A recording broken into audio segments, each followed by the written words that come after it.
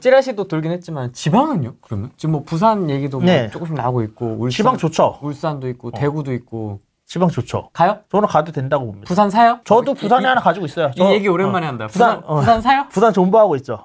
부산이 아직 전조긴 한데 이번 주 주간시계열표 보면 네. 그 부산이 사실 매가는 계속 떨어지고 있습니다. 지금도 계속 매매가 하락 탑10에 부산, 물론 이제 부산의 좀 외곽 지역들이 주로 나오기는 하는데 계속해서 이름이 띄어요. 근데 되게 인상 깊었던 게 매매가 하락 지역에는 부산이 탑10에 떴는데 전세가 상승 지역에 세 군데가 그 탑5 중에 세 곳이 부산이었어요. 근데 물론 전세가 상승률이 그렇게 높지는 않았습니다. 지금이 뭐 이사철도 아니고 그렇기 때문에. 근데 부산이 일단은 입주 물량이 올해부터 부족하기 시작한 건 맞고요. 올해 부족하면서 사람들이 심리가 계속 안 좋았기 때문에 매매가가 떨어지는 건 저는 어떻게 보면 약간 당연한 일이라고 생각을 하고요. 그럼 지금 다지기 하고 있는 중이고 1, 2년 내에는 계속 공급 없거든요. 그러면 이제는 저는 딛고 올라갈 거라고 생각을 하거든요. 그래서 저도 한 19년도쯤에 부산 쪽에 사놓은 아파트가 하나, 그 분양권 사놨던 게 하나 있는데 그거 지금 이번에도 연장하고서 계속 버티고 있거든요. 그게 지금보다는 훨씬 오를 거라고 생각을 해서 그래서 부산 들어가는 거 나쁘지 않다고 보고요. 울산도 지금 괜찮고요. 그러니까 공급이 부족한 지방 지역들은 괜찮고 왜냐하면 일단은 단기적으로는 그 지방선거가 이제 얼마 안 남은 걸로 알고 있거든요. 네, 내년 6월 3일. 예. 그러면 그때까지 어쨌든 지방 표심을 잡아야 되는데 뭐 지방에 지금 안 그래도 죽을 것 같은데 거기다가 또 대못을 박는 일을 절대 할 리는 없다고 보고요.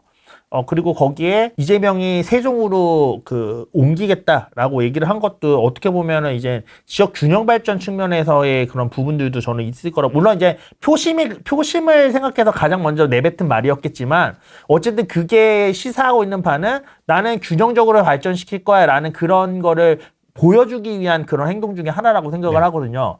근데 지역 균형 발전을 하려는데 지방은 다 주는데 지방도 같이 규제를 때려버린다? 뭔가 사실 말도 안 되는 얘기고 그리고 나라 경제 차원에서 봤을 때도 지방을 벌써부터 다 소멸시킬 거 아니면 그럼 지방은 풀어줄 수밖에 없는 구조로 갈 거거든요. 그러면 그렇기 때문에 저는 괜찮을 거다라고 생각을 하고 그래서 아까 1주택이면 2주택 정도는 더 하셔라라고 말씀드리는 게 일단 취득세 면에서도 안 걸리죠. 1주택자가 1주택 더 취득하는 거 1.1%니까. 그리고 저는 방향성이 지방 쪽에는 어쨌든 그 우호적인 그런 정책이 나올 수밖에 없다. 라고 생각을 하는 쪽이고 거기에 이제 지방도 그동안 계속 안 좋았기 때문에 공급이 부족해지는 지역들이 꽤 있어요. 그런 지역들은 저는 시세 상승이 나올 수 있다고 보기 때문에 지방 투자하는 거에 대해서 저는 그렇게 안 좋게 보진 않습니다. 여기서 이제 한 가지 조금 정말 귀 기울여서 들어주셨으면 좋겠는 부분이 뭐냐면 일반적으로 지방이 상승장이 길지는 않아요. 그 이유는 우리나라의 대부분의 돈은 자연스럽게 서울로 쏠리게 돼 있고요. 그 다음에 수도권에 이제 메인 수도권으로 쏠리게 돼 있고 그게 어떻게 보면 당연한 거고요. 지방 같은 경우도 그나마 이제 지방 내에서는 광역시 쪽에 많이 쏠릴 거고요. 그게 어떻게 보면 당연한 겁니다. 그러면 상승의 기간을 봤을 때 돈이 많이 넘쳐 흐르는 곳과 돈이 상대적으로 적은 곳 중에 어디가 상승 기간이 길까요? 라고 했을 때 당연히 돈이 많이 있는 곳들이 상승 기간이 길 수밖에 없어요. 그러면 지방이나 이런 지역들은 상대적으로 가지고 있는 유동성이 그 동네에서 적기 때문에 그렇기 때문에 이제 상승 기간이 그렇게 길 수는 없는 게 엄연한 사실입니다. 그렇기 때문에 이제는 볼 때 너무 길게 보고 들어가면 오히려 이제는 정말 다음 사이클까지 너무 오래 기다려야 되거나 아니면 물리는 수가 생기는데 그런 경우가 생기다 보니까 이제 지방 투자는 절대 안 해. 지방은 안 볼 거야 라고 얘기하시는 분들이 되게 많거든요. 맞습니다. 근데 제가 그분들한테 항상 물어봐요. 그럼 몇 년도에 사셨어요? 물어보면 대부분 21년도, 22년도야. 그러면 제가 그럼 여쭤볼게요. 그 22년도에 서울에 샀으면 서울은 안 떨어졌어요?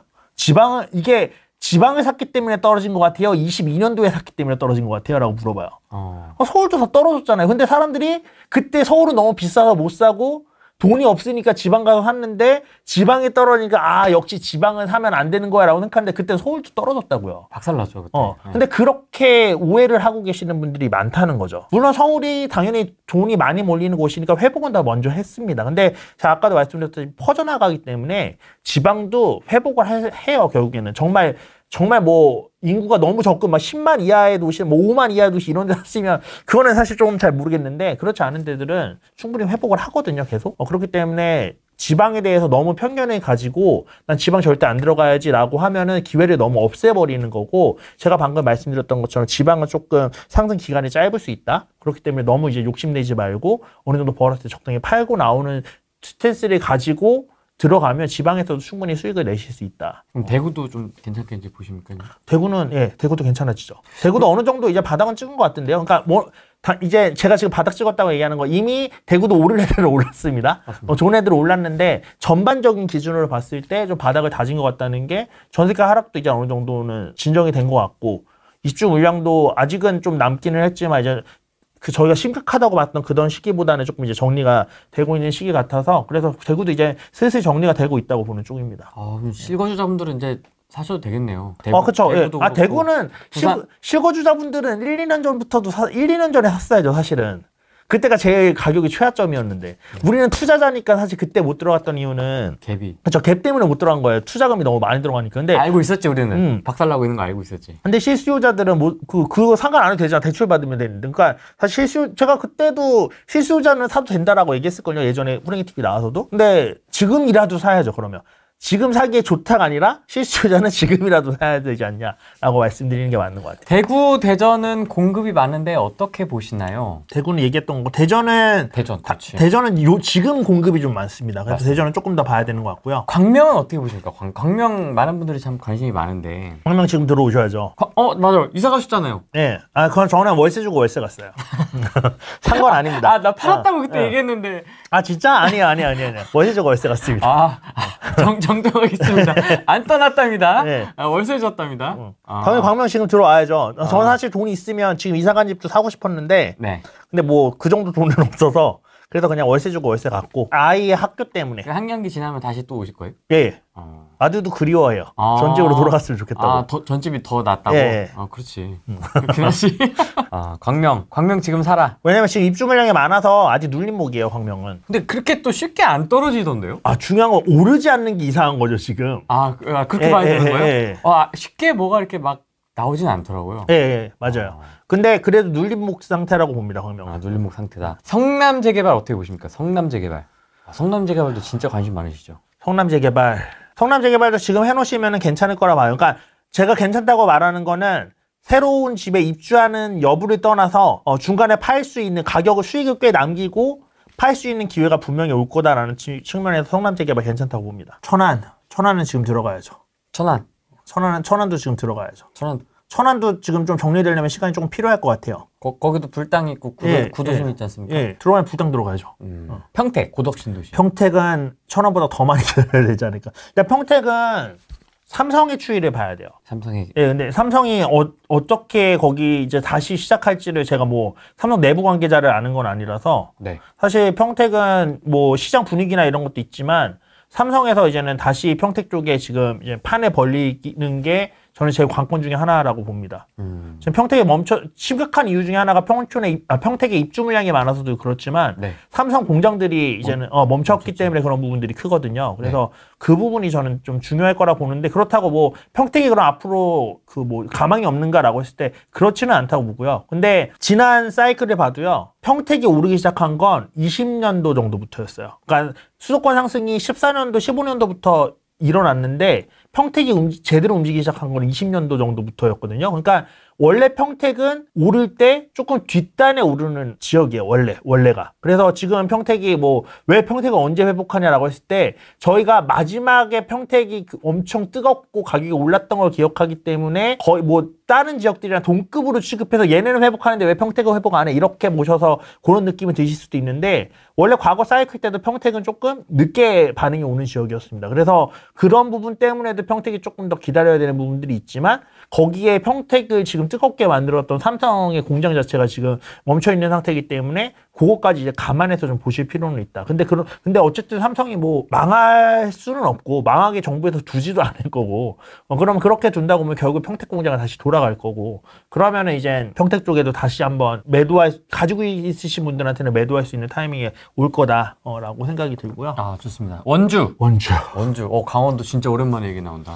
원주는 사실 제가 자세히 보고 있는 지역은 아니라서 코멘트를 좀 섣불리 드리기는 조금 어려울 것 같은데 근데 최근에 제가 듣기로는 마피됐던 분양권들도 지금 이제 더 이상 입주가 없으니까 뿔피로 돌아섰다고 들었거든요. 그러니까 원주 쪽에 재개발, 재건축 투자하신 분들은 아직 지금 손해 구간이고 매도도 안 되고 그래서 물려 계세요. 원주의 재개발, 재건축까지도 한참 유행했었잖아요. 뭐 단계주공이었나?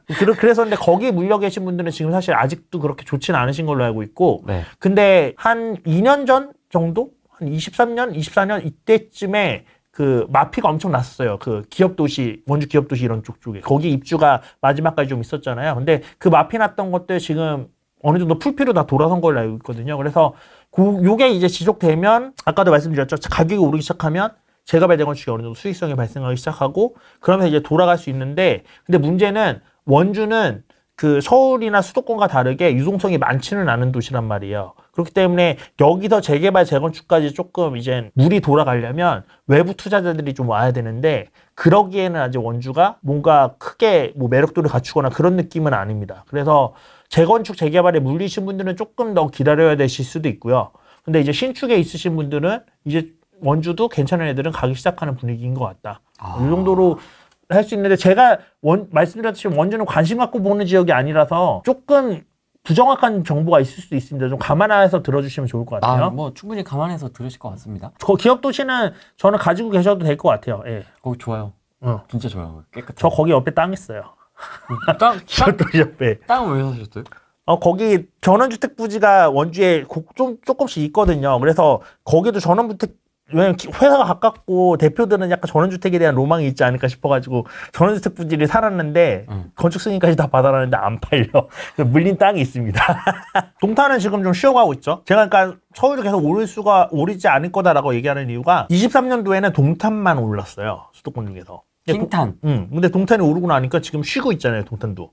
그러니까 이런 식으로 원래 좀 많이 오르면 쉬는 텀이 분명히 옵니다. 근데 동탄도 쉬는 텀 끝나고 나면 당연히 회복될 거고 다시 이제 또 달리기 시작할 거고. 근데 이제 동탄에서 좀 억울하신 분들은 1동탄에 있으신 분들이, 그 동탄이 오를 때 동탄은 2동탄 중에서도 동탄역 중심으로 올랐거든요. 그러니까 약간 호수공원에 있는 쪽이거나 동탄역 인근이긴 한 조금 떨어진 곳에 있거나, 아니면 동탄 1신도시 같은 경우는 거의 그 수혜를 못 받았거든요. 근데 그런 부분들이 제가 아까 아직 시장 안 했다라고 얘기하는 게, 사실 시장이 시작했다고 얘기를 하려면 요런 지역들까지 다 어느 정도 이제는 상승폭이 좀 나와야 된다고 저는 생각을 하는데, 그러지 않았기 때문에 시장이 좀 시작하지 않았다라고 보는 거기 때문에, 네.